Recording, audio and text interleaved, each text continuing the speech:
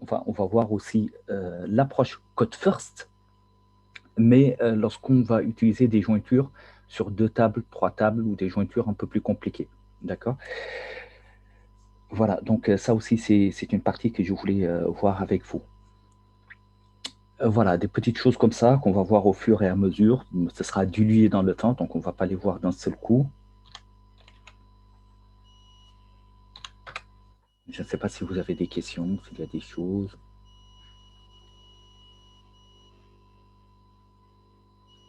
Ça veut dire quoi full internet? J'ai pas trop compris, on va faire quoi cette semaine? Ah, donc, cette semaine, ce sera un projet .NET avec le pattern MVVM. D'accord? Mais à partir de la semaine prochaine, je disais qu'on va utiliser que des applications web. Ce sera que des applications web. Ok. OK? Voilà. Euh, Oui, bonjour, oui, excusez-moi. bonjour. Juste pour le projet, c'est quelque chose qu'on doit commencer cette semaine à peu près vers quel Ah, jour normalement, ou quoi? on va commencer là aujourd'hui à ZAP. Je vais juste présenter le contexte. D'accord? Ensuite, on va commencer sur ça. Du coup, pour la fin de semaine, on doit faire une application. Oui, c'est ça. D'accord. Aussi les diagrammes. Oui, Ok. oui, et toute la partie conception, effectivement. Voilà. Donc, 2 secondes.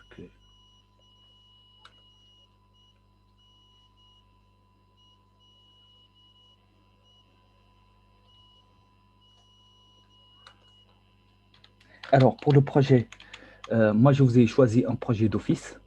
Donc, je ne sais pas si certains d'entre vous ont des projets ou pas sur lesquels ils veulent travailler. Donc, je sais qu'avec les autres,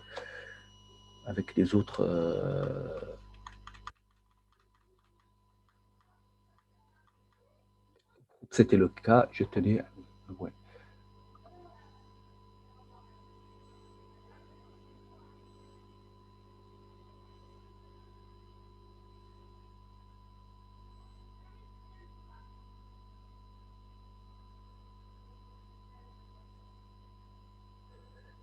J'ai pas compris de quelle vidéo il s'agit. Je tenais à m'excuser pour ça.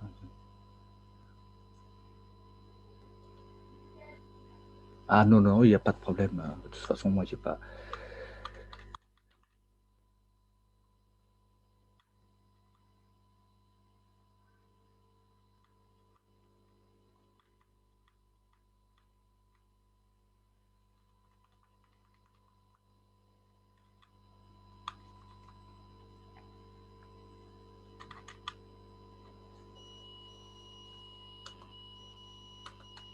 Alors, j'y suis presque. Donnez-moi 2 secondes.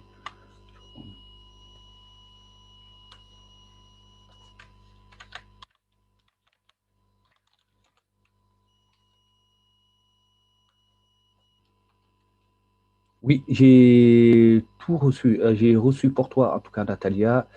J'ai reçu, hein, j'ai reçu les rapports, effectivement.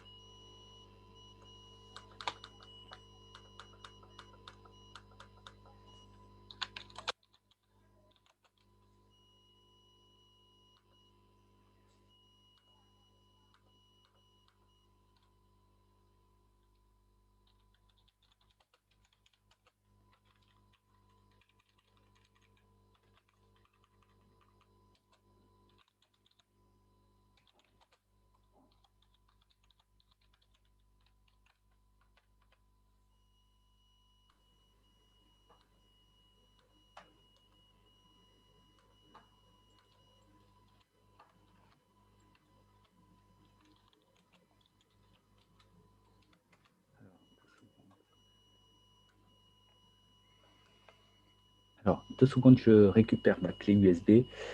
Mais je suis à vous.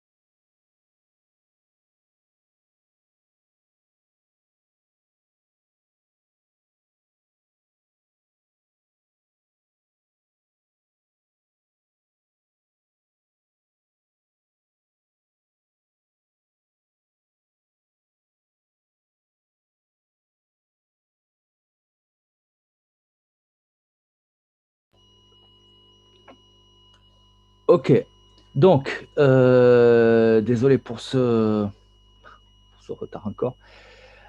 Allez, c'est parti. Je ne sais pas si vous m'entendez. Je vérifie que tout va bien.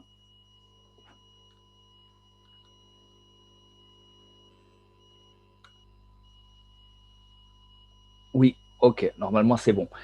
Allez, on commence la présentation de notre pattern MVVM. Donc, vous le connaissez assez bien toutes et tous. Donc, voilà. Donc, ici, vous avez, disons, trois dossiers ou trois composants. Le premier composant, c'est la vue. La vue, c'est tout ce qui est IHM, c'est tout ce qui est interface utilisateur, donc l'interface graphique de l'utilisateur, les écrans de saisie, etc. Et donc, généralement, à partir de ce composant vue, votre utilisateur va demander un certain traitement ou des données. Ces données, eh bien, se trouvent dans un autre composant qui est votre base de données. La base de données et les classes qui permettent d'accéder à cette base de données sont appelées le modèle. Donc, le modèle couvre vos entités modèles, l'ORM qui va permettre d'accéder à votre modèle de données, les deux. Et donc, lorsque l'utilisateur, via l'IHM, veut utiliser des données, enfin, veut traiter, veut interagir avec ces données, ces data qui sont ici, il passe nécessairement par un autre composant qui est le ViewModel. Et ce ViewModel, donc, c'est lui qui va se charger d'aller récupérer ces informations, de voir éventuellement les conditions d'exécutabilité de la demande de l'utilisateur, donc si c'est faisable ou pas, et si c'est bon, s'il peut le faire, il le fait et il retourne les informations à l'utilisateur. La communication entre la vue et le ViewModel doit se faire essentiellement avec une liaison de données ou des liaisons de commandes, d'accord? Généralement, si on touche le modèle, on doit passer par ce data binding ou le binding de commande. Donc jusque-là, je pense que nous sommes très, disons, clairs avec ça, avec ce concept. La deuxième chose, ce view model peut ne pas demander des informations à une base de données, mais essayer d'accéder à un web service. C'est ce qu'on avait fait avec l'application Météo. Donc, on avait ici notre view model, accéder au web service sur les mesures de température et autres via un helper. Donc, nous, on avait instancié directement dans le view model, mais sachez que vous pouvez créer un composant, donc un répertoire helper, et ce sera ce helper-là qui va accéder à ce web service, récupérer les informations, les retourner ici, et ensuite, toujours pour communiquer avec les deux, on utilisait le data binding. Souvenez-vous de la petite application ComboBox, lorsqu'on sélectionnait, disons, ça nous donnait la météo, les informations sur la météo. Donc, on va créer une application. L'application, je vais vous la présenter tout à l'heure. Mais avant cela, je voulais vous parler, je voulais aborder avec vous certains concepts qu'on n'a pas pu, disons, creuser ou voir en profondeur sur cette partie. Donc, avec la partie XAML, on avait vu presque la plupart des composants. Voilà, la plupart des conteneurs, donc le stack panel, le Canva, etc. On avait vu d'autres qui permettent, enfin, les cadres, ainsi de suite, les pages. Donc, lorsque nous avons une application monofenêtrée avec des pages différentes, donc on avait vu l'utilisation de ces pages. Alors, il se peut que dans votre application, vous utilisiez plusieurs fenêtres. D'accord? Donc, c'est un cas de figure qu'on n'a pas encore vu. Le cas le plus simple, le plus commun de multifenêtrage, c'est d'utiliser au moins une fenêtre d'authentification plus la fenêtre de votre application. C'est-à-dire, avant d'accéder à votre application, vous devez passer généralement par une fenêtre d'authentification. Eh bien, on va voir comment créer cette fenêtre d'authentification. Ensuite, comment gérer plusieurs fenêtres, donc les accès, lorsque vous avez plusieurs fenêtres. Alors, je passe directement à la fenêtre d'authentification. Lorsque vous avez une fenêtre d'authentification, cette fenêtre, c'est, disons, le premier composant que vous voyez, que l'utilisateur voit de votre application. Et donc, c'est une fenêtre à partir de laquelle il il peut avoir pas mal de petites informations. Sinon, c'est une fenêtre aussi que vous pouvez utiliser pour véhiculer beaucoup d'informations à votre utilisateur. D'accord? Alors, généralement, la structure est la suivante. On va voir dans ce qui suit que ce n'est pas uniquement la seule structure, que vous pouvez en avoir d'autres. D'accord? Sur la page, sur cette fenêtre, vous avez ici des composants de contrôle. D'accord? Vous pouvez avoir ici le petit trait pour le diminuer, le petit rectangle pour l'agrandir et la petite croix ici pour fermer. Donc, pour faire un close, c'est-à-dire je ne vais pas m'authentifier, je quitte l'application, je peux cliquer ici. Alors, généralement, la taille de la fenêtre, c'est une taille qui est fixe. Donc, généralement, peut-être pas dans tous les cas, tout ce qu'on dit ici, c'est des cas de figure, d'accord? Après, vous personnalisez comme vous le souhaitez. Alors, généralement, qu'est-ce que vous avez? Vous avez, vous, développeur, vous enlevez le fait que cette application puisse être réduite. Pourquoi? Parce que vous estimez que l'utilisateur peut la lancer, il réduit, il la laisse là-bas, donc vous avez une ressource qui est consommée et qui n'est pas utilisée. La deuxième chose, vous pouvez aussi enlever ici la commande d'agrandissement. Pourquoi? Parce que vous estimez que vous avez sizé la conception par rapport à cette size-là, et donc lui, quand il augmente ça, disons, ça n'aura pas de sens. Ça va être une fenêtre moche, et donc vous interdisez ça. Mais généralement, vous conservez celle-là. Cela dit, dans certains cas, vous pouvez aussi enlever celle-là, si vous voulez que l'utilisateur vraiment fasse un OK ou annule. D'accord? Et ne passe pas, disons, par ce close. Pourquoi? Parce que dans certaines applications, s'il met OK, vous allez vérifier ici son nom d'utilisateur et son mot de passe. Et s'il fait annuler, vous voulez tracer quand même cette activité-là. D'accord? Quoique vous pouvez le tracer aussi à partir de là. Mais généralement, vous utilisez juste deux boutons. Soit il veut se connecter, soit il ne veut pas se connecter. Vous pouvez vous dire aussi que même s'il ne veut pas vous connecter, vous pouvez tracer qu'il a essayé quand même de se connecter. Bon, après, ça dépend des besoins de votre application et de la portée de votre application. Donc, une fois qu'on a parlé de ça, on passe ici au titre. Le titre ici, généralement, vous avez un titre, d'accord? Et sur ce titre, vous pouvez mettre beaucoup d'informations, certaines informations. Généralement, vous dites que c'est une connexion à l'application, ou vous mettez ici, disons, une phrase qui indique le titre de votre application. Donc, votre application, qu'est-ce qu'elle va faire? Même si cette information sur le titre de l'application ou le nom de l'application, vous pouvez le mettre ici. Donc, généralement, ici, vous dites que c'est une fenêtre, disons, pour faire simple, d'authentification. Ensuite, sur ce titre aussi, vous pouvez mettre un disclaimer, c'est-à-dire, oui, vous vous connectez. Le disclaimer, vous pouvez le mettre sur le titre ou ici. Le disclaimer, c'est quoi? C'est vous dites à l'utilisateur, vous avez demandé, vous essayez de vous connecter à une application, disons que vous ne devez, cette application est protégée, etc. Donc, une sorte de disclaimer qui va dire à l'utilisateur, voilà, donc il essaie de se connecter à une application et que cette tentative de connexion peut être, disons, tracée ou autre. Voilà. Et que soit il ne doit pas divulguer des informations, en tout cas, ou que s'il fait des tests ici, que ces tests, vous dégagez votre responsabilité sur ça, etc.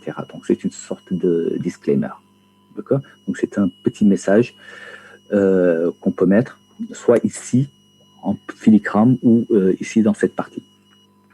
Alors, dans cette partie, donc là, l'exemple est assez simplifié, mais vous pouvez avoir ici le logo de votre application, donc un petit logo de votre application, le nom de votre application, et puis une petite phrase qui va inviter l'utilisateur ou qui veut se connecter à l'application de se connecter. Vous lui dites, oui, veuillez saisir vos identifiants.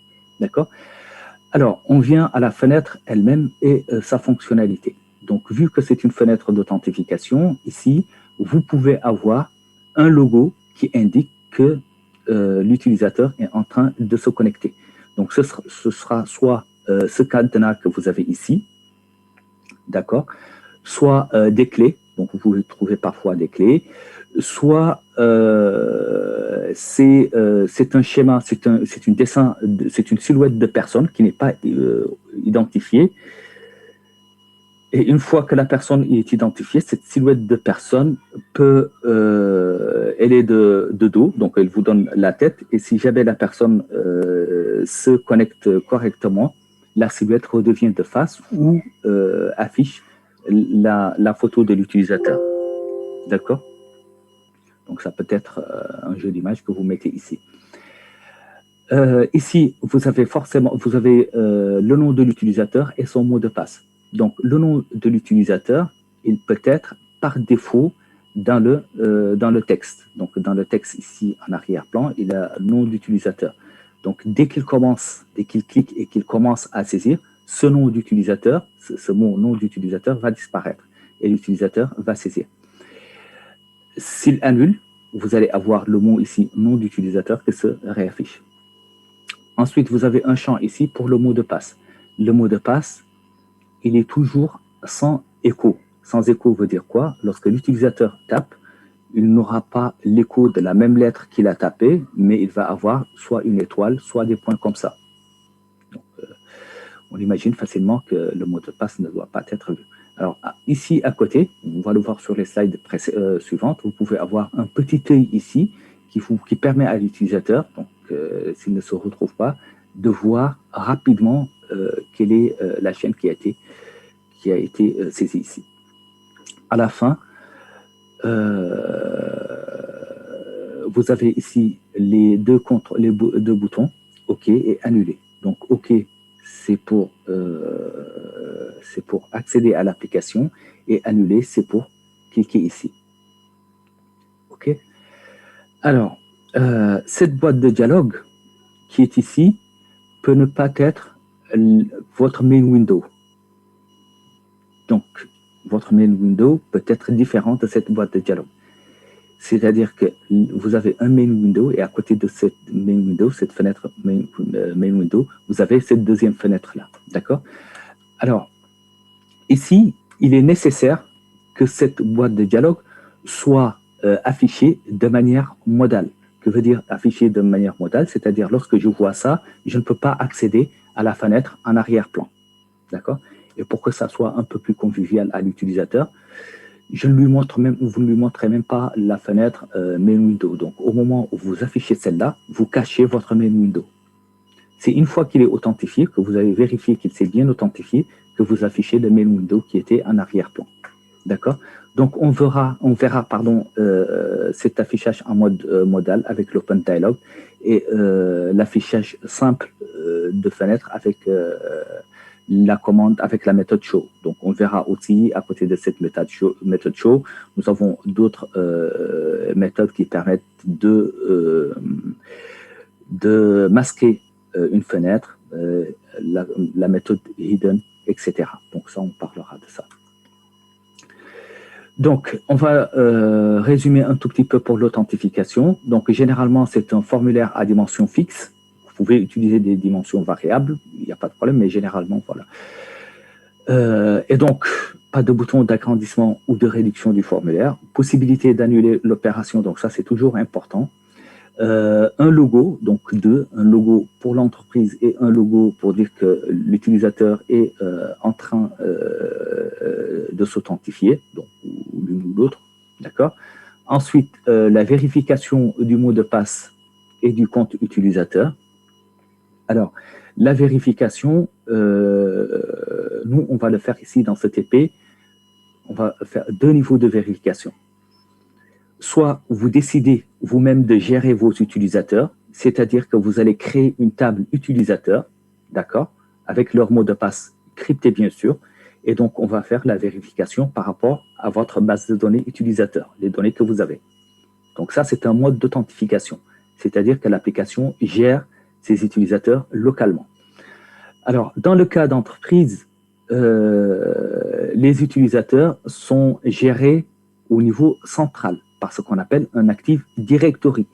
Et donc, si vous vous connectez à votre poste, c'est que vous êtes déjà authentifié au niveau de cet Active Directory. Donc, c'est une sorte d'annuaire d'entreprise où vous avez la liste de tous les utilisateurs qui travaillent au niveau de l'entreprise.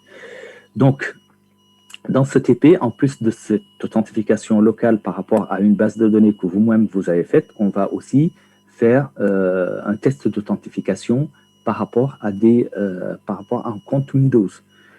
Ce compte Windows peut être un compte local ou un compte sur Active Directory. D'accord? Donc, si j'essaie de me connecter, je dois donner à mon application soit un compte local sur une base de données locale, soit un compte Windows, c'est-à-dire mon nom d'utilisateur Windows que vous avez quelque part ici. D'accord? Donc, vous donnez votre nom d'utilisateur ou le nom d'un autre utilisateur qui est sur la machine, hein, donc il peut se connecter à la machine. Et donc, vous faites la vérification, on va le faire par rapport à ça. Alors, généralement aussi, on peut trouver un combo box pour l'historique des saisies. Donc, ici, au lieu d'avoir ici un text box, d'accord, on peut avoir un combo box dans lequel j'ai les historiques des saisies. Donc, dans ce combo box, tous les utilisateurs qui se sont connectés à l'application vont se trouver ici. Si moi, j'étais connecté il y a 2 heures ou 3 heures, si je reviens, j'ouvre ce combo box, je vais trouver mon nom. Donc, je peux sélectionner mon nom. Alors, là aussi, je peux avoir différents scénarios. Soit je coche ici, je mets une petite case à cocher, se souvenir du mot de passe, donc remember de la connexion. Et dans ce cas, dès que je sélectionne l'utilisateur au niveau du combo box, tout de suite, je vais avoir mon mot de passe qui est affiché. D'accord? Donc, on peut utiliser ce combo box. Cela dit, ça peut poser parfois des problèmes de sécurité. D'accord? Donc, pourquoi? Parce que je vais avoir ici des historiques de connexion et donc, d'un point de vue sécurité, ça peut ne pas être top. Pourquoi? Parce qu'on saura toujours qui s'est connecté à l'application. Le problème, c'est ne pas de le savoir, mais c'est est-ce qu'on a le droit de le savoir? Est-ce que c'est important de le savoir ou autre? D'accord? Donc, ce combo box, en fonction du contexte de votre application, vous pouvez l'utiliser ou pas. Alors, les logs qui sont cryptés. Donc, ici, c'est une log pour les connexions, c'est-à-dire c'est la trace des connexions, mais sachez que pour toutes les activités de votre base de données, vous pouvez toujours avoir une table log ou trace qui va tracer certaines actions importantes que les utilisateurs vont faire sur la base de données. D'accord? Donc, alors, ces logs qui se trouvent dans une table, soit au niveau d'une table, soit au niveau du système Windows, doivent être cryptés. Donc, nous, on va voir comment crypter ces logs-là, et on va voir aussi 2 types de logs. On va avoir des logs qui sont dans une table utilisateur, et puisque WPF, c'est une application desktop, on va voir comment comment mettre ces logs, donc ces événements, au niveau de la fenêtre des événements Windows. Donc, sous Windows, vous avez les événements Windows.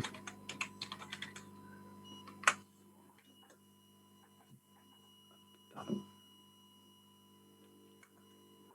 Alors, je n'ai pas ma barre des tâches.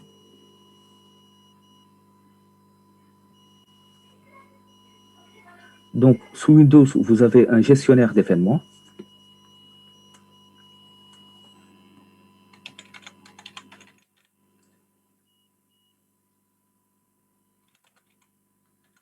Alors, le gestionnaire d'événements Windows.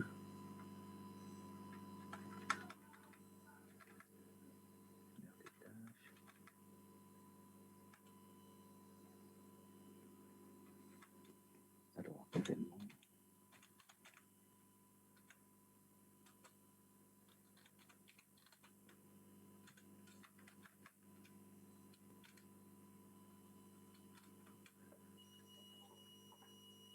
Alors, 2 secondes, je vais vous montrer.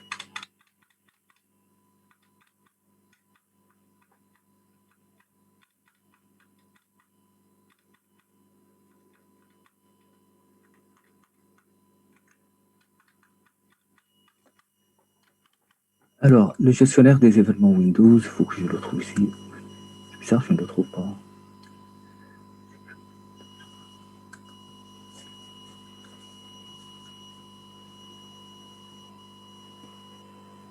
Ah, c'est le journal des événements Windows.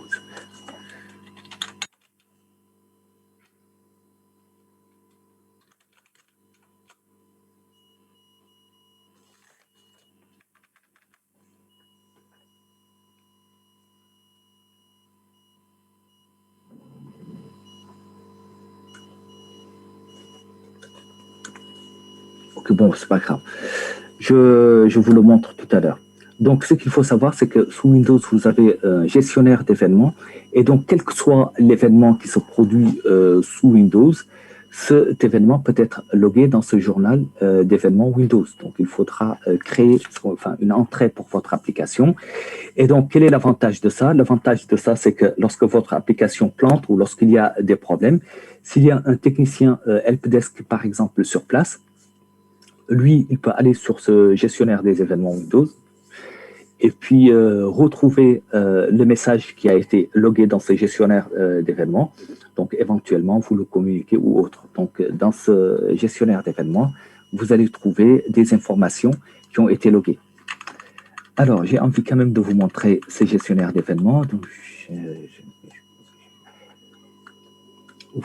personne n'a jamais ici utilisé le journal des événements Windows, ça ne vous parle pas?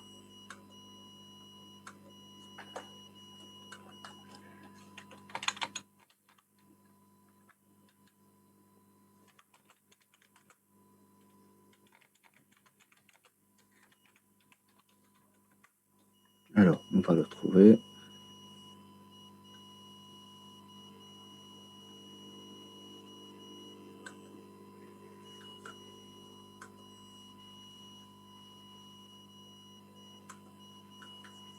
Non.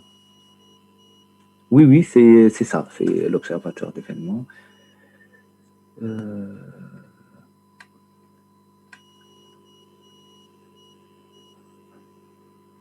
C'est bizarre que je ne le trouve pas. Normalement, il est ici, observateur d'événements. Alors, on va taper. Hop.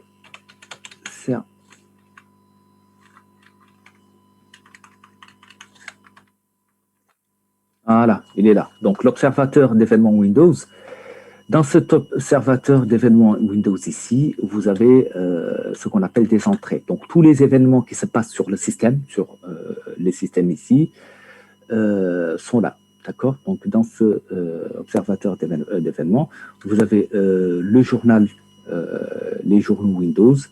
Ces journaux sont divisés en catégories. Donc, vous avez toute une partie ici, application, une partie sécurité, système, installation, etc.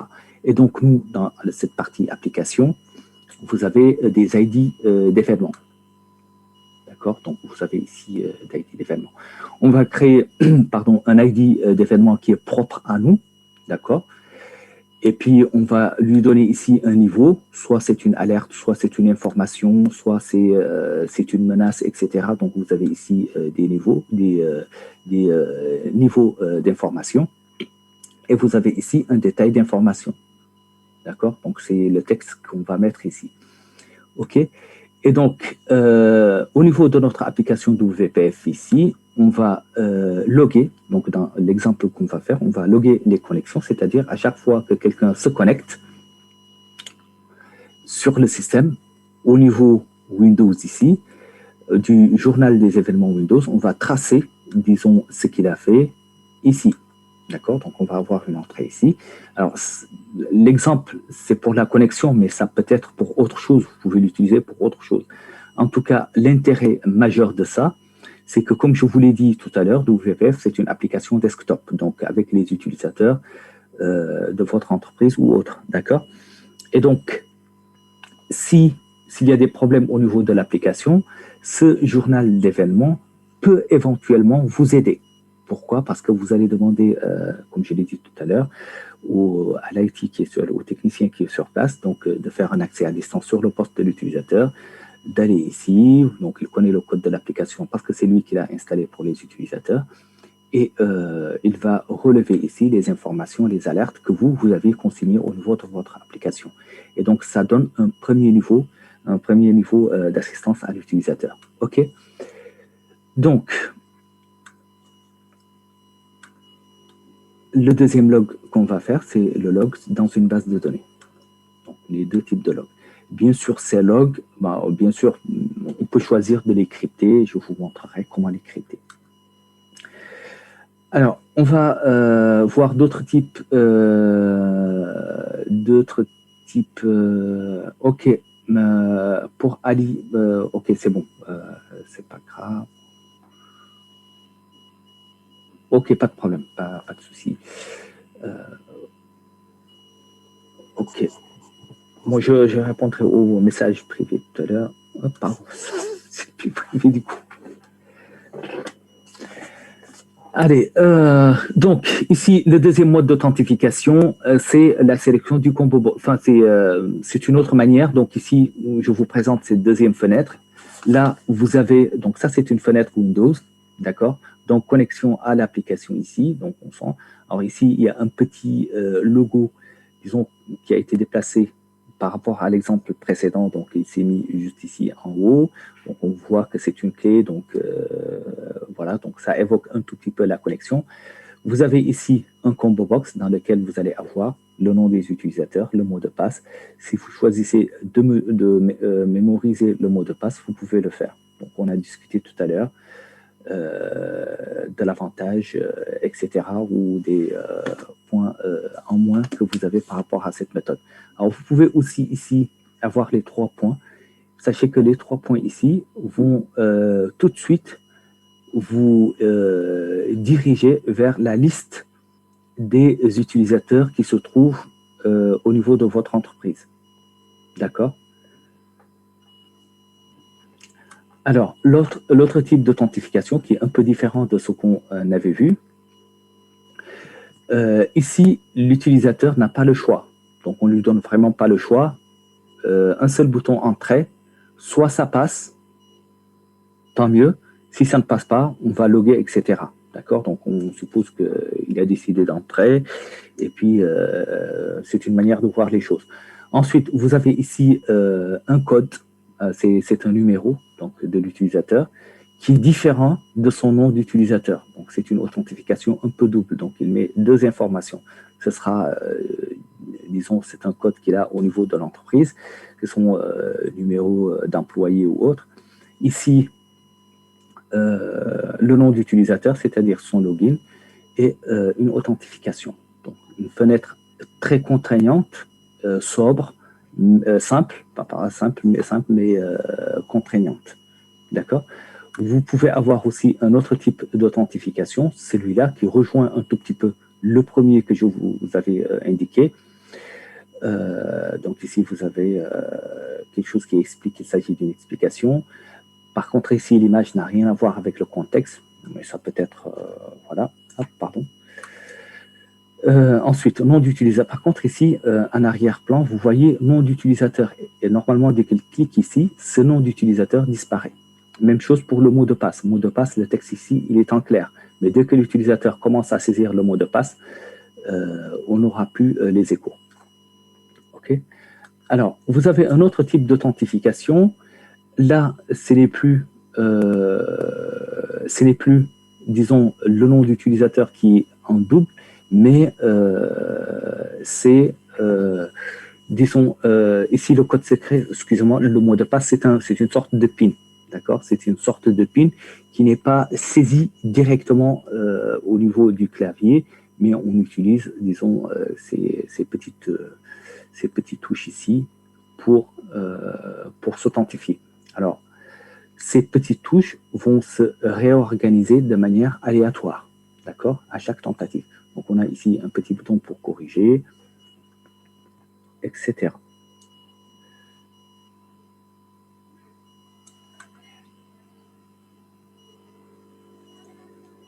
Voilà. Donc, on va commencer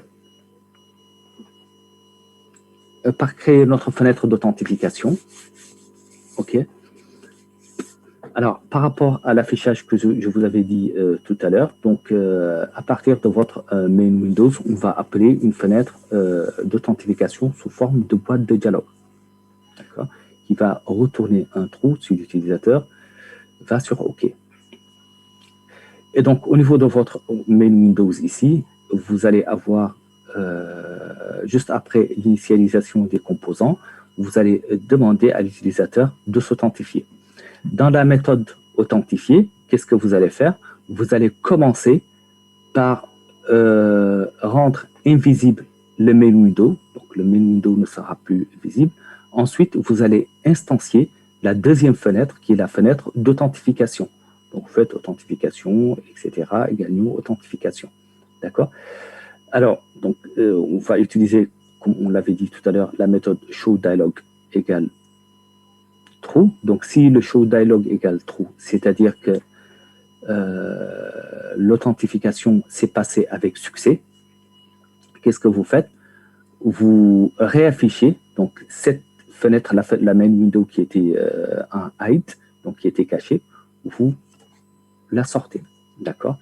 Sinon, on ferme l'application.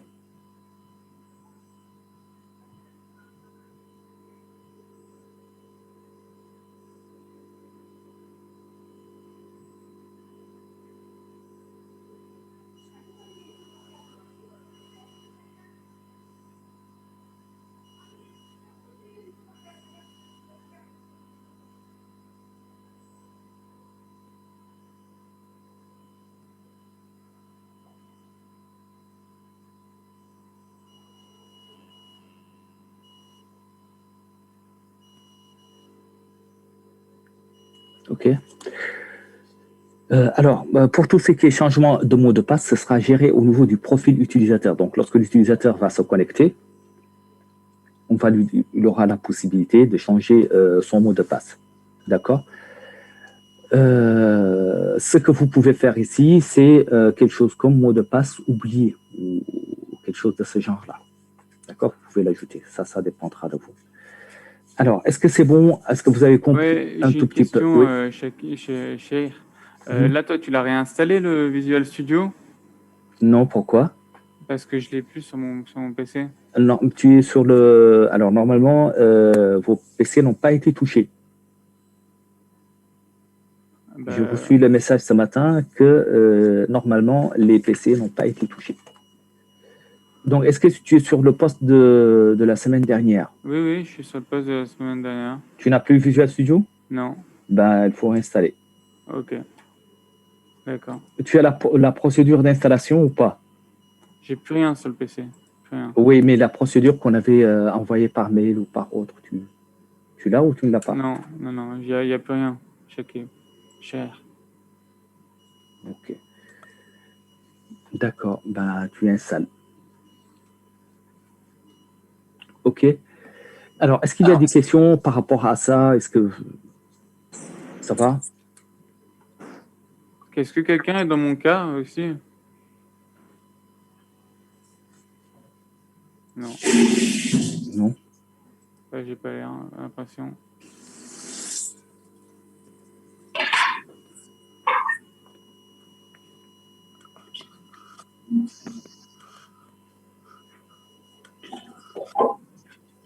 Donc, chef, en gros, là, tu nous as montré les différentes façons de faire l'authentification pour l'utilisateur, c'est ça? Oui, c'est ça, oui.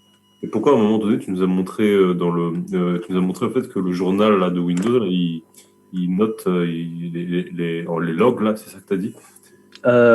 Oui, j'ai dit que lorsque vous faites, lorsque l'utilisateur s'authentifie, vous devez, il se peut que vous voulez loguer disons, les tentatives de connexion de l'utilisateur. D'accord? Et donc, pour loguer les connexions de l'utilisateur, vous avez deux manières de le faire. Vous avez deux manières de le faire. D'accord? La première manière, c'est de mettre ces logs dans un fichier, dans une table, trace. Et donc, dans cette table trace, vous allez avoir toutes les connexions, toutes les tentatives de connexion. Bon, ça peut être un échec. Vous pouvez choisir de loguer soit les échecs, soit les réussites, soit les deux en même temps. D'accord? Bon, généralement, on log les réussites. Et vous pouvez aussi loguer les échecs. Donc, une approche serait de mettre ces logs dans une table. La deuxième approche, c'est de mettre ces logs, c'est d'écrire ces logs au niveau du journal des événements Windows. OK? Alors, l'écriture dans le journal d'événements Windows peut ne pas concerner uniquement les logs, les connexions. Ça peut concerner aussi autre chose. Donc, à chaque fois que vous avez une exception, par exemple, ou quelque chose qui est susceptible de planter l'application, vous pouvez le mettre au niveau dans ce log de Windows. D'accord, ok. Ok. Ouais, donc C'est une manière, disons, de tracer les activités que vous avez sur votre application. Donc, pour tracer ces activités, vous pouvez le tracer dans une table que vous allez vous-même exploiter. Vous pouvez aussi le tracer dans le profil Windows de l'utilisateur, c'est-à-dire dans son journal des événements. OK. Donc, on a vu ici comment gérer ce multi-fenêtrage. Donc, vous avez deux fenêtres, une fenêtre d'authentification et votre fenêtre principale. Donc, à partir de la fenêtre principale, vous demandez l'authentification. Dans ce process, lorsque vous appelez cette méthode d'authentification, vous masquez, disons, la fenêtre principale, donc elle n'est plus visible. Ensuite, l'utilisateur, disons, va entrer ici son mot de passe, etc. Il va faire OK, d'accord?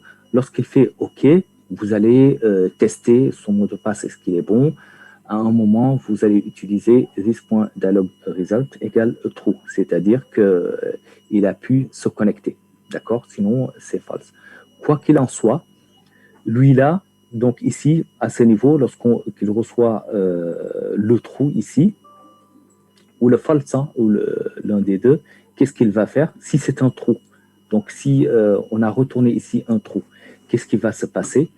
Il va masquer la fenêtre d'authentification, qui est déjà, disons, la fenêtre d'authentification est déjà fermée. Il va remontrer la main Windows, la fenêtre principale. D'accord? Si c'est un false, il ferme l'application. On va commencer par faire un petit TP sur ça. Ensuite, avant de passer, disons, avant de faire la vérification. Alors, au niveau du cryptage, donc on avait dit que nous allons crypter les mots de passe, etc. Sachez que vous avez plusieurs manières de crypter. Enfin, vous avez deux familles de cryptage. Vous avez ce qu'on appelle le cryptage symétrique et le cryptage asymétrique. Ce sont les deux principaux algorithmes de cryptage. Alors, que veut dire un algorithme, un cryptage symétrique? Un cryptage symétrique, c'est lorsque vous avez une clé secrète, c'est-à-dire j'ai une clé que je partage avec vous, d'accord?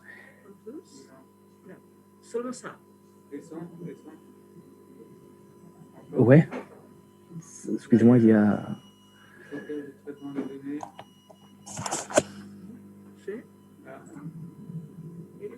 Ça, je ne sais pas. Je pense non. Non, c'est tout. C'est tout? Ok, je pense que c'est Alexandre qui est en train de voir comment il peut installer son Visual Studio. Donc, je reviens ici sur le cryptage. Sachez qu'en cryptographie, lorsque vous faites du cryptage, vous avez deux types de cryptage. Un algorithme de cryptage, il est soit symétrique, soit asymétrique. Vous avez les deux, d'accord? Le cryptage symétrique, c'est ce qu'on appelle avec une clé secrète partagée. Donc, je vais commencer ici par le bas pour vous expliquer un peu ça. Donc, l'un des algorithmes de cryptage les plus connus, c'est l'algorithme de César. D'accord? Dans cet algorithme de César, on définit une clé secrète. J'ai ici, par exemple, les lettres de l'alphabet. Donc, A, c'est la position 1, B, c'est la position 2, C, c'est la position 3, et Z va être la position 26. D'accord? Et donc, on considère que notre clé de cryptage est P égale 7. Ce qui veut dire que la position dans la lettre initiale, on va lui ajouter 7 pour trouver la nouvelle position. D'accord? Donc, notre clé secrète ici de cryptage est 7. Donc, A est à la position 1. A plus 7 égale 8. À la position 8, on a un H. À la position B, on va avoir un I. D'accord? À la position C, on va avoir un J. Alors, à la position Z, on va avoir quoi?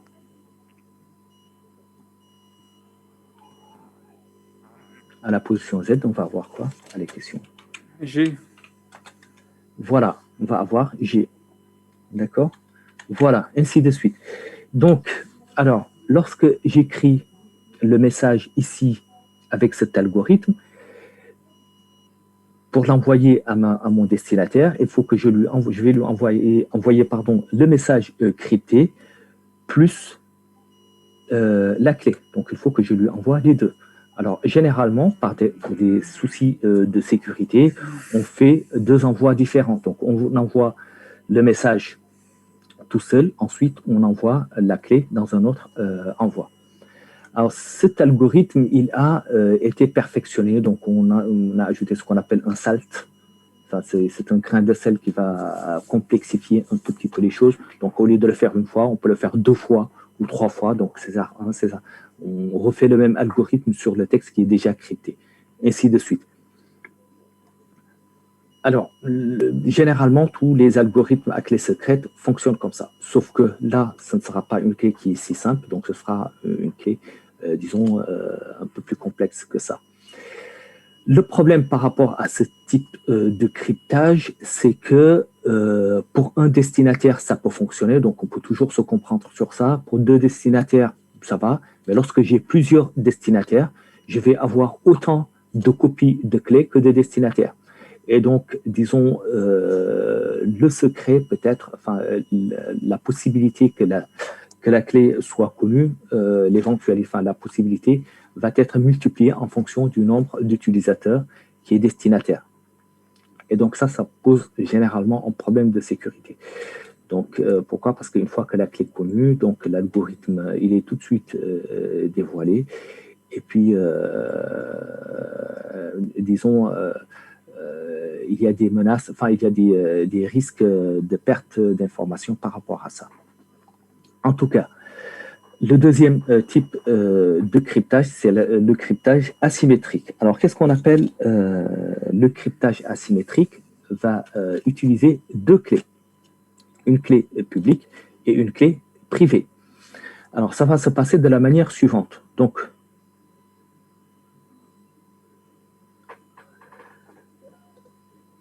oui, c'est au niveau du mot de passe, effectivement. Donc, le mot de passe doit être crypté. Alors, le cryptage asymétrique, c'est quoi? C'est que j'ai 2 clés, d'accord?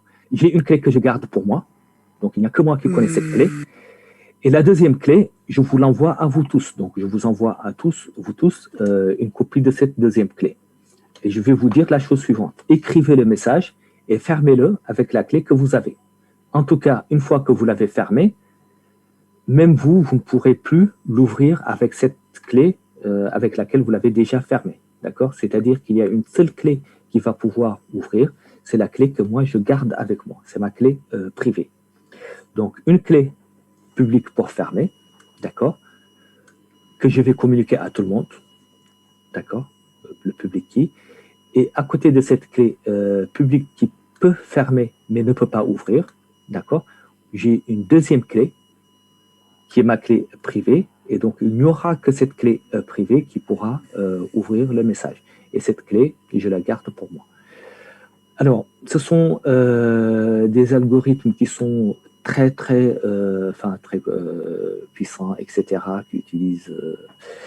parmi ces algorithmes, nous avons 2, le DSA et le RSA. Donc, le RSA, il est très, très connu. Parmi vous, peut-être qu'il y a des personnes qui connaissent des clés RSA, des tokens, etc., avec les clés publiques et privées. OK? Alors, cet algorithme, disons, il est très gourmand en ressources. Donc, ça nécessite beaucoup de calculs. C'est son inconvénient principal. D'accord? Alors, à côté de ça, nous avons ce qu'on appelle des fonctions de hachage. D'accord? Alors, la fonction de hachage, c'est une fonction qui donne l'empreinte digitale.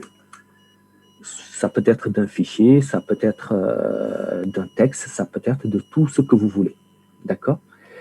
Et donc, parmi ces fonctions de hachage, vous avez plusieurs algorithmes. Vous avez le MD5, vous avez la famille des chats, le SHA-1, SHA-256, SHA-512, etc. Donc, vous en avez plusieurs. OK? Et donc, l'empreinte digitale n'est pas réversible. C'est-à-dire, si j'ai un fichier, je peux connaître son empreinte digitale, mais à partir de l'empreinte digitale, je ne peux pas connaître le fichier. Je ne sais pas si vous voyez ce que je veux dire ou pas. C'est la fonction unique. Voilà, c'est une fonction à Dans un sens sens. unique. Ouais. Ouais. Bon, attendez, je vais vous donner un petit exemple. Ça va être beaucoup plus simple que de parler dans le vide. Donc ici, supposons que j'ai ici mon fichier texte qui m'a été envoyé par... il me semble que c'est Alexandre qui m'a parlé tout à l'heure. Voilà. Donc j'ai mon fichier toto.txt. D'accord. Ce fichier toto.txt, il contient uniquement bonjour. D'accord. Je fais un CTRL S, je le ferme. D'accord. Et qu'est-ce que je veux? Je veux connaître l'empreinte digitale de ce fichier. Donc, pour connaître l'empreinte digitale d'un fichier, d'un string, de tout ce que vous voulez. D'accord. Donc ici, au niveau de votre Windows, vous avez des fonctions PS.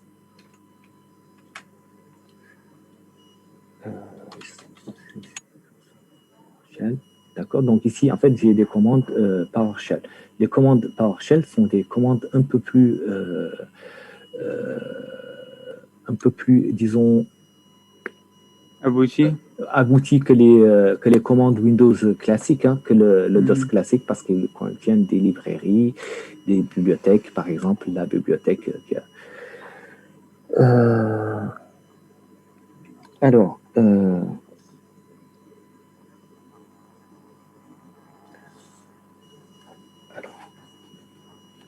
ah oui, c'est le getFileHash. Excusez-moi, donc je peux appeler ma fonction ici getFileHash. D'accord. Et ce getFileHash qui est ici, c'est une fonction qui va me retourner l'empreinte digitale d'un fichier, la signature numérique d'un fichier. Donc, je veux récupérer la signature numérique de ce fichier-là. Ah, pardon, pourquoi il a fait ça comme ça?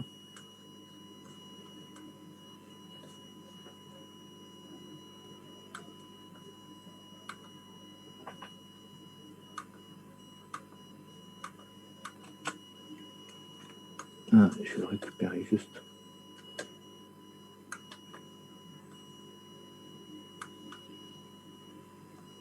Non, ça est trop abouti. Alors, en fait, l'idée, c'est de récupérer le pass du fichier. Et je vais le prendre comme ça.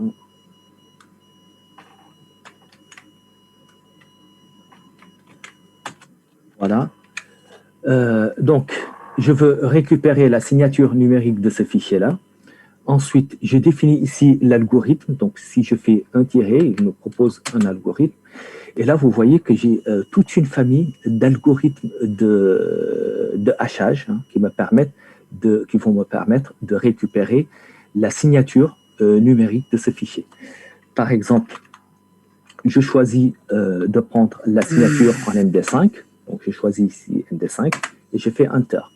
Et donc, qu'est-ce qu'il me dit? Il me dit que ce fichier, sa signature numérique, son hash, c'est comme ça qu'on l'appelle, le hash du fichier, son hash est ça. D'accord? Et donc, je vais faire la même chose avec les... Alors, son hash, c'est ça. Par contre, à partir de ce hash-là, je ne sais pas qu'est-ce que j'ai hashé. Je ne sais pas, enfin, je ne peux pas connaître. Ça, c'est l'empreinte digitale de quoi? Est-ce qu'il s'agit ici d'un string que j'ai donné? Est-ce qu'il s'agit d'un fichier ou autre?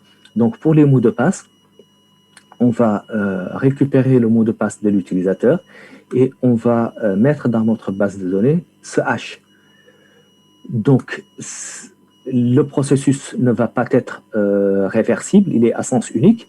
Et plus tard, au niveau de notre base de données, même si nos IT, nos administrateurs voient ici qu'il y a des hashes de ce mot de passe, ils ne peuvent pas, disons, savoir de quel mot de passe il va s'agir. C'est tronqué, en fait.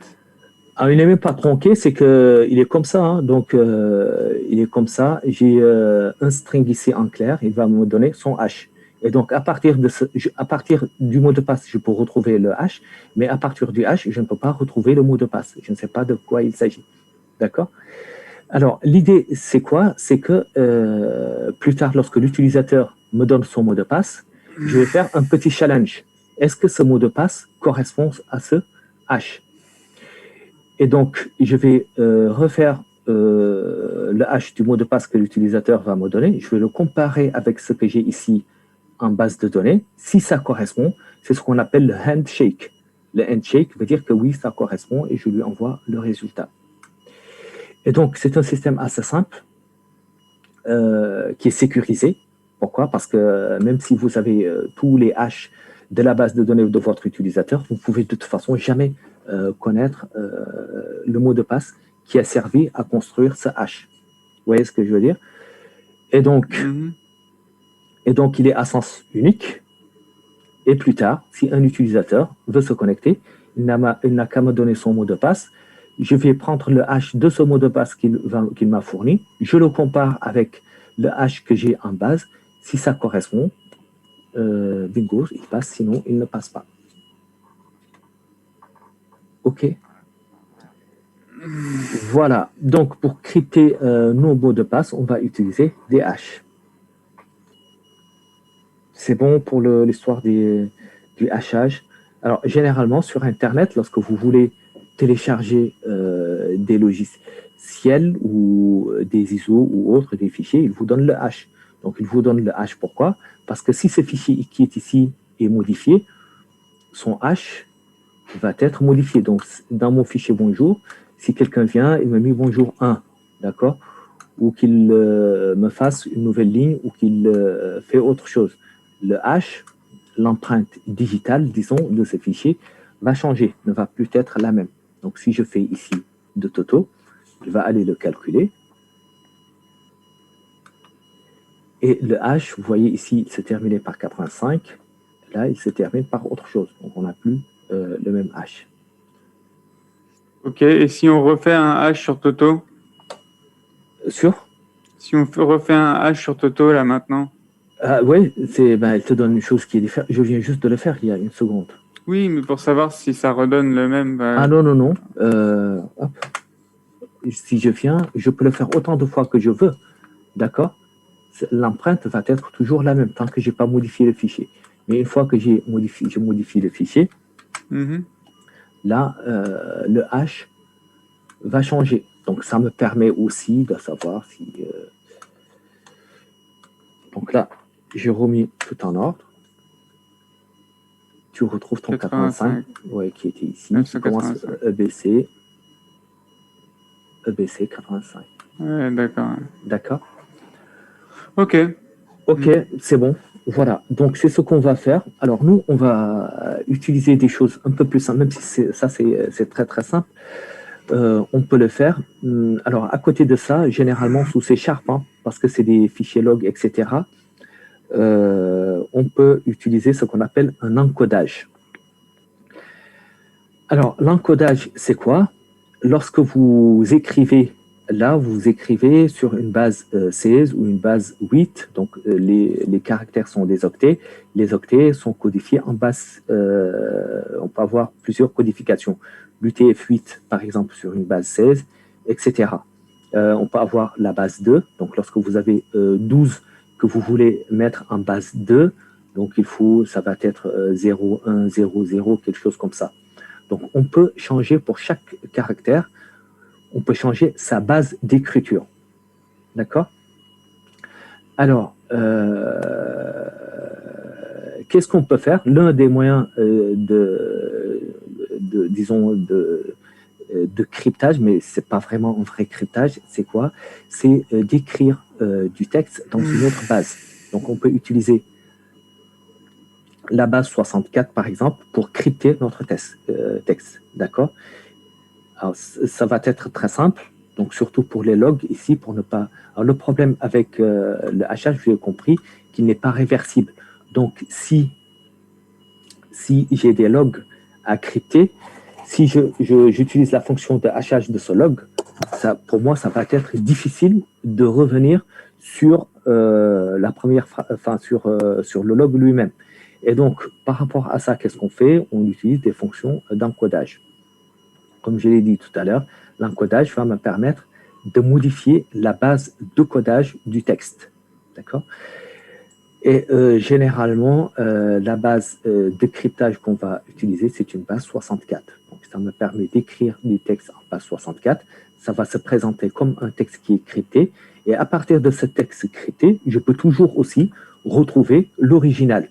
Donc, le process, il est réversible. Et pour moi, ça va être quelque chose d'assez, que je peux utiliser pour tout ce qui est gestion du log. C'est bon?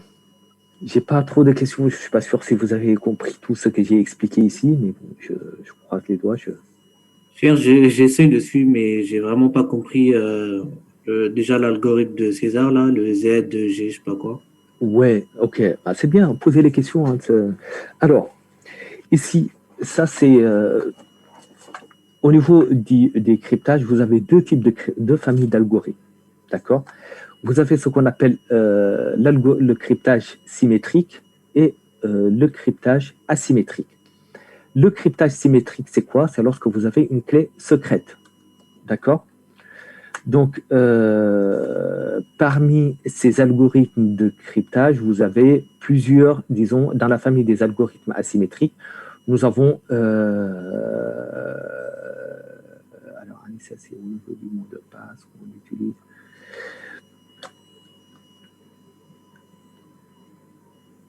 Ok. Donc, au niveau des algorithmes symétriques, on a le DS, le 3DS, le AES, qui est l'Advanced Encryption System, etc., RC4. Vous avez plusieurs algorithmes actuellement qu'on utilise en informatique.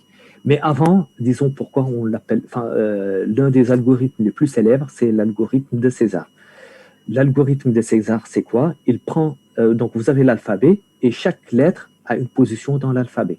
Donc A, c'est la position 1, B, la position 2, C, la position 3.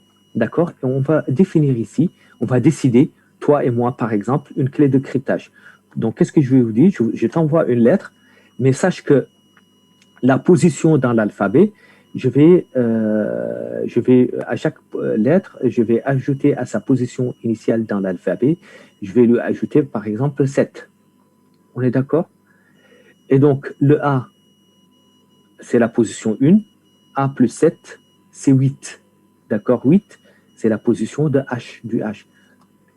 T, E, F, G, H. Oui, voilà. Donc si je compte, je le fais, je comptais sur mes doigts, je trouve que la position 8, ça va être H.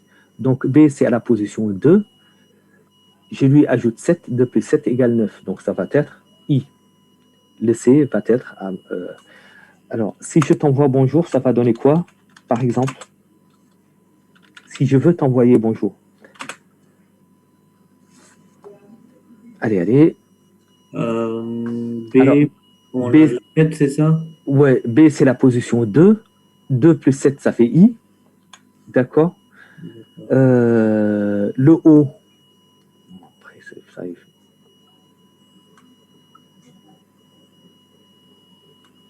Et c'est toujours le 7 qu'on prend? Non, ça peut être 7 ou 8 ou 9 ou 10. Hein. Il choisit obligatoirement le nombre là qu'on rajoute à chaque fois? Oui, c'est un mot secret. Il n'y a que toi et moi qui le connaissent. D'accord? Donc, on convient que nous, ça va être 7 ou 8 ou 5 ou 1. Moi, je vais mettre 1 comme ça, ce sera plus simple. D'accord? Donc, lorsque je mets 1, qu'est-ce que ça va me donner? Donc, le B, ça va être C. D'accord? Le O, ça va être un P. Ouais. D'accord? Le N va être un M. Le J va être un K, parce que j'ajoute 1.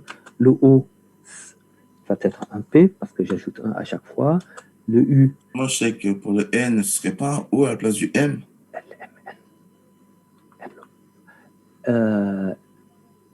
Alors, on a N et M. Non, parce que après le O, c'est quoi? O, P. Après le N, il y a M. O, normalement.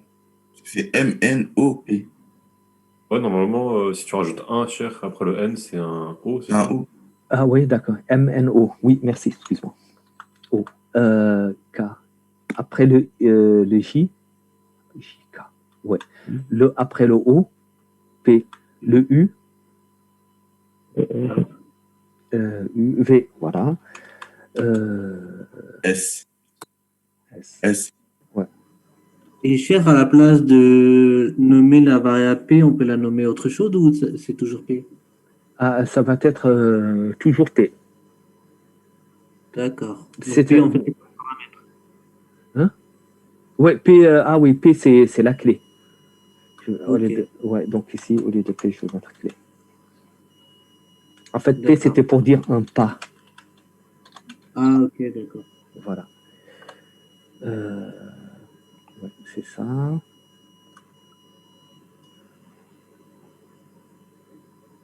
Bon, si je mets bonjour, Team Zawa, par exemple. Le T, c'est quoi? Ça va être un U. Et le Z, la raison pour laquelle j'ai écrit ça, ça va être quoi? Ah, Voilà, ça va être un A, ça va être circulaire. Voilà. Et donc, nous, par cet algorithme, je vais envoyer C, P, O, K, P, V, S, U, A. D'accord? Alors, on peut convenir que, bon, là, il n'y aura pas d'espace, donc ça va être un peu plus compliqué, mais on aurait pu mettre ici un espace, d'accord? Et donc là, je décide de remettre les espaces, tu vois? Sinon, je peux décider aussi de concaténer ou de mettre un petit séparateur, un petit point pour séparer les mots. Après, ça aussi, ce sont des choses à définir. Voilà. Et donc, cet algorithme, son problème, c'est qu'il y aura autant de destinataires que de clés publiées. Et donc, dès qu'un destinataire, disons, divulgue la clé, l'algorithme, il est tout de suite corrompu. Enfin, il est tout de suite, disons, connu. OK? Voilà. Excuse-moi, Oui, je veux dire, en fait, dans quel exemple concret on peut voir ça? Je veux dire, est-ce que c'est que l'utilisateur va taper comme mot de passe et nous, ce qu'on va enregistrer, en fait, c'est la version cryptée? Si j'ai oui. bien saisi un Oui, petit peu. alors, en fait, pour les mots de passe, ça va être un peu plus compliqué. Pour le mot de passe, on ne veut pas que le processus soit réversible.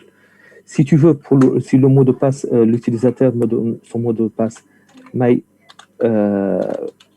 password, donc si tu veux, lorsqu'il me donne ça, pour le mot de passe, c'est un peu plus compliqué, hein, donc je vous explique le cas du mot de D'accord. passe. Voilà. Mais dans quel cas, en fait, on aura besoin de crypter ce que l'utilisateur, C'est que l'utilisateur, il va noter. c'est toutes les échanges de données sur Internet sont cryptés.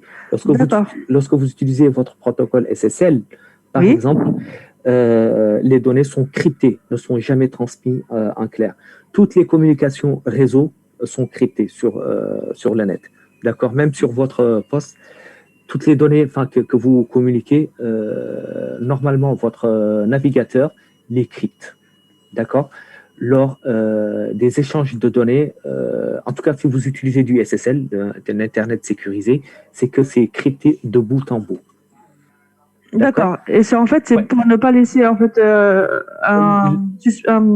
veux dire, pour que ce soit pas piraté ou quelque chose comme ça. Donc Exactement. en fait, ne pas laisser un tiers saisir l'information. Exactement. Donc, s'il y a donc tous les textes qui transitent d'un poste A à un poste B sont cryptés, ne sont jamais en clair.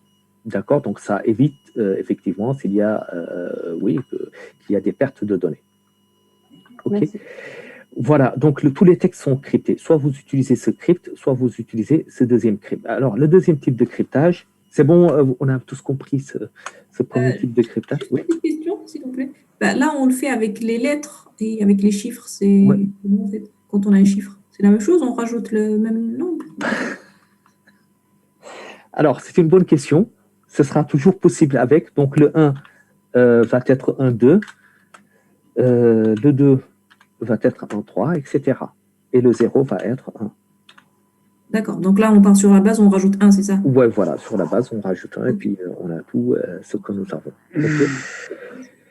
Voilà. Et puis, donc ça, alors, l'algorithme de César, oui.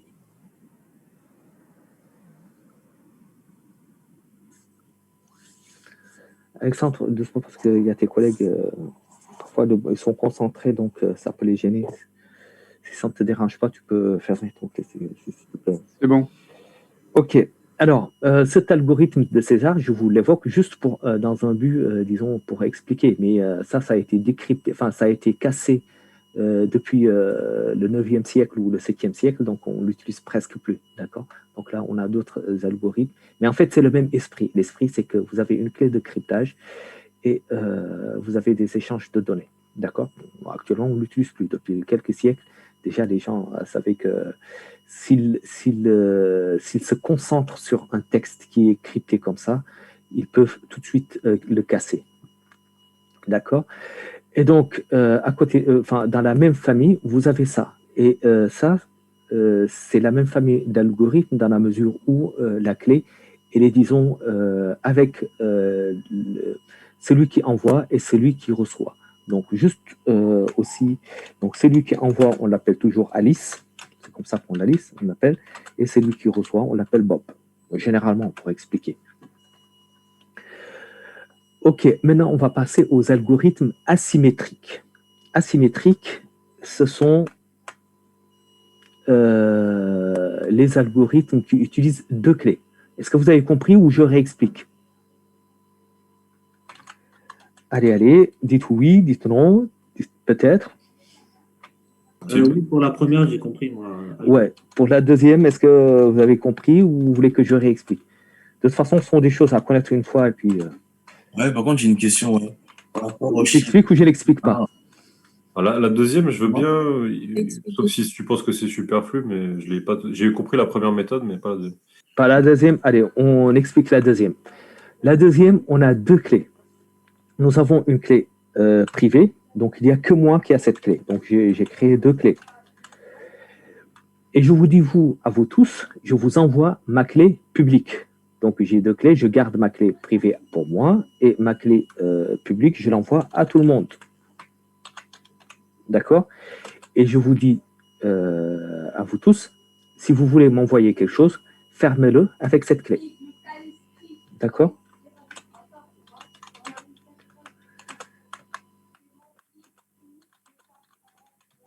D'accord? Alors, ce qui est un peu drôle dans ça, c'est que si vous fermez avec cette clé publique, vous-même, vous ne pouvez plus ouvrir le message. Une fois qu'il est fermé, c'est fini. Donc, il est scellé, c'est fini. Donc, vous ne pouvez plus l'ouvrir. Il n'y aura que moi qui pourra l'ouvrir avec ma clé privée. Donc, disons que nous avons deux clés, une clé privée et une clé publique. Une clé qui sert à fermer, d'accord? Et une seule clé qui va servir à ouvrir. C'est ce qu'on appelle le RSA. Alors, cette méthode, elle est trop, disons, gourmande en ressources, etc. On l'utilise, généralement, on l'utilise au début de la connexion. Donc, au début de la connexion, pour transmettre les mots de passe, etc., les authentifications, on utilise le RSA. Mais une fois qu'on s'est connecté, on revient sur le cryptage symétrique. Pourquoi? Parce que ça va être beaucoup plus simple. Alors, généralement, comment ça se passe? On utilise ce RSA pour établir la connexion. Une fois qu'on a établi la connexion avec du SSL, on peut commencer les discussions, d'accord? Et on convient d'une clé de cryptage. Donc, on s'envoie la clé de cryptage. Vous me dites, voilà, donc nous, on va utiliser cette clé symétrique. Là, on est sécurisé. Et donc, pour le reste de la discussion, on va utiliser des clés symétriques. Donc, je t'envoie des informations, tu les décryptes avec la clé symétrique. Tu m'envoies des informations, je les décrypte avec la clé symétrique. Mais au début, pour mettre en place notre contexte de communication, on utilise les clés asymétriques. D'accord? C'est ce qui te permet, toi, de communiquer avec moi. Tu vois ou pas? Est-ce que vous avez compris? Supposons que je veux... oui. En principe, ouais. Mais dis-moi, à quel moment on utilise tout ça là, dans notre travail, on va dire? Dans notre travail, on va utiliser, à ton avis? J'imagine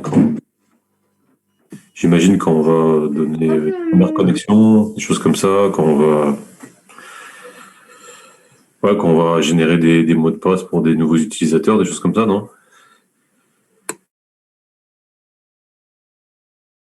Alors, excusez-moi, désolé, j'étais perturbé par quelqu'un.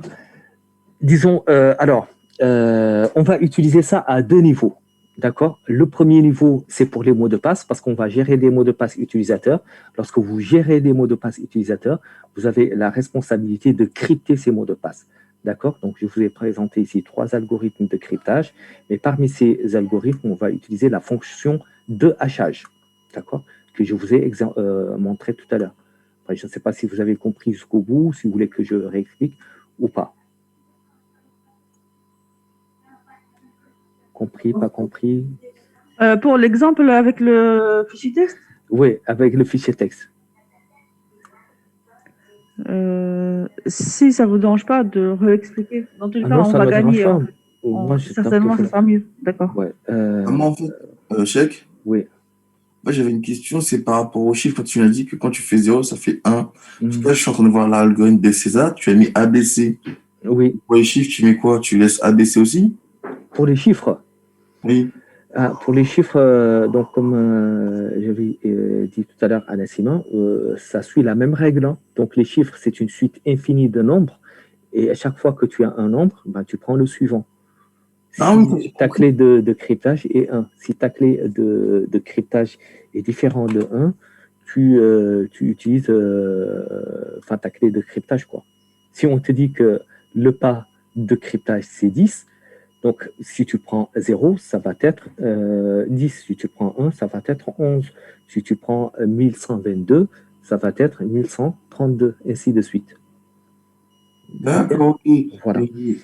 Ok, donc une fois qu'on a compris les deux types de cryptage que vous pouvez avoir, j'ai parlé des fonctions de hachage. Alors pour les mots de passe, le mot de passe pose un problème particulier. C'est quoi le problème? C'est que pour le mot de passe, je vais mettre dans ma base de données des mots de passe cryptés. D'accord? Au niveau du mot de passe, de ma table, je vais mettre des mots de passe qui sont cryptés.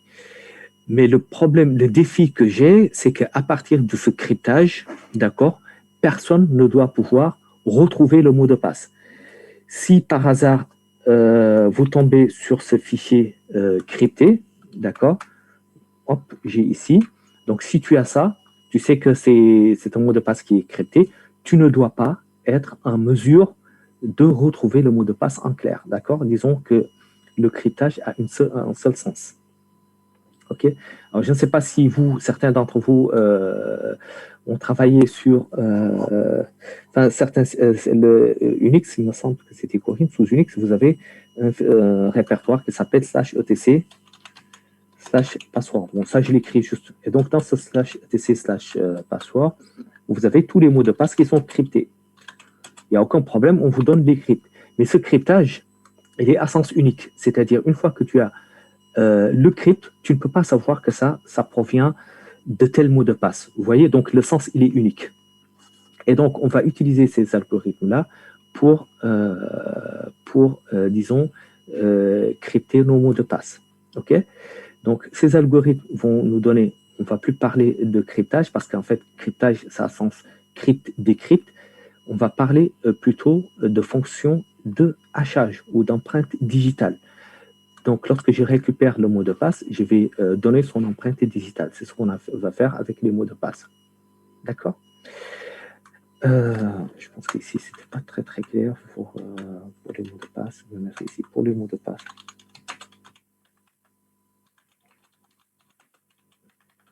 Donc, pour les mots de passe, on va utiliser des fonctions de hachage. Par contre, nous, on a toujours besoin de crypter. Par exemple, pour tracer les actions utilisateurs.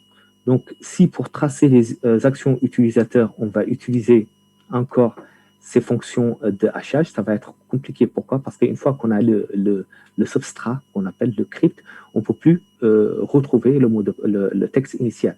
Donc, pour cela, on va utiliser un autre cryptage, qui est une sorte de cryptage symétrique. Ce sont les fonctions d'encodage. Et les fonctions d'encodage va nous permettre de présenter le test sous un format crypté. Et à partir de ce format crypté, on peut retrouver aussi le texte en clair. OK? Ça va? Ça ne va pas? Oui, vite fait, s'il vous plaît. OK. Donc, je vous ai montré tout à l'heure comment on le fait, comment on récupère le hash. Donc ça, normalement, c'est quelque chose que vous devez connaître. Donc, avec ce PowerShell, ce shell Windows, vous avez un ensemble de fonctionnalités, parmi lesquelles le get file hash. D'accord? Excusez-moi, je vais prendre l'ancienne version parce que généralement, vous avez plusieurs versions. Cette version est trop... je pense ici, cette version-là. Hop, ça arrive.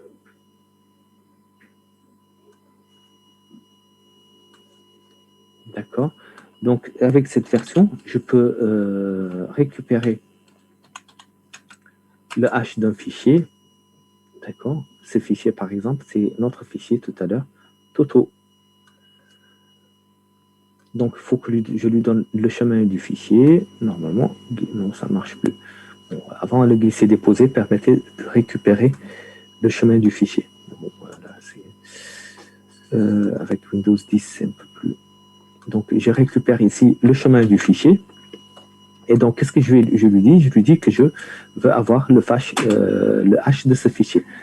Alors, au niveau du hashage, vous avez plusieurs algorithmes. Donc, il faut que je spécifie l'algorithme. Donc, là, regardez ce qui va se passer avec le SHA. Déjà, avec le SHA 256, ça va être un texte... alors...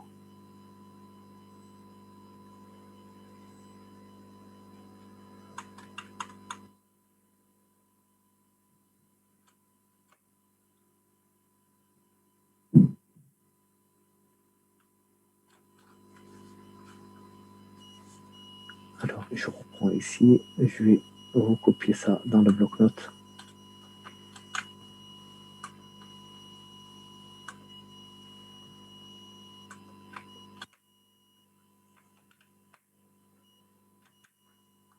Hop.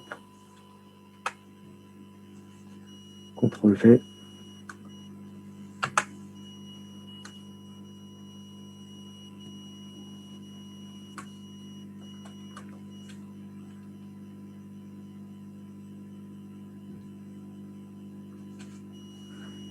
Alors, je me suis trompé quelque part, donc je reprends.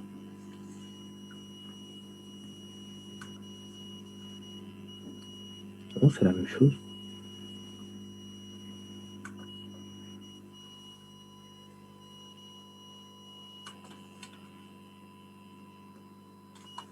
Alors, get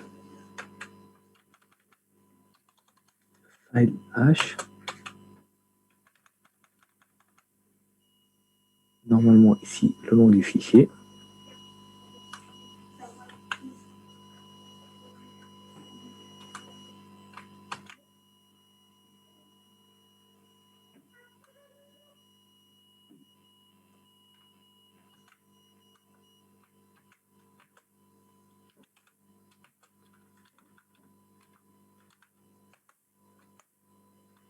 Alors, je redonne le chat qui est ici, chat 1, chat 256. Ouais, bon, je sais pas c'est quoi le problème, mais... ouais, parce qu'il y avait un espace peut-être au début. Non.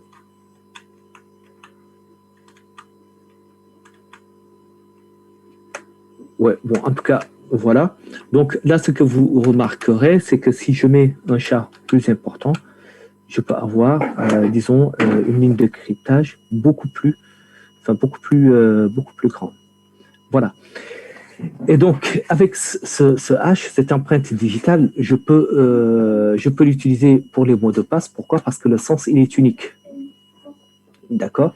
Donc, à partir de ce hash, je ne peux pas retrouver le mot de passe. On ne peut pas retrouver le mot de passe, effectivement. Par contre, pour mes logs, si je fais ça pour mes logs, ça va être un peu compliqué pour moi. Donc, du coup, parce que si je récupère le hash, je ne vais pas pouvoir remonter au niveau de la signification. Et donc, pour le log, j'utilise un encodage 64. OK? C'est clair ou pas?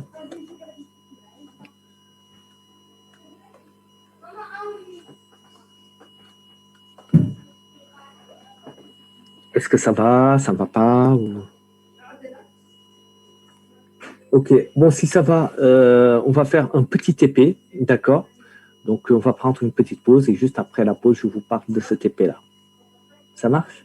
S'il y a des questions, vous me poserez ces questions. Allez, à tout à l'heure. Il faut installer Windows, poser PowerShell. Non, non, non, vous n'avez pas besoin de l'installer. Non, ne l'installez pas. C'est juste pour vous montrer donc de l'installer.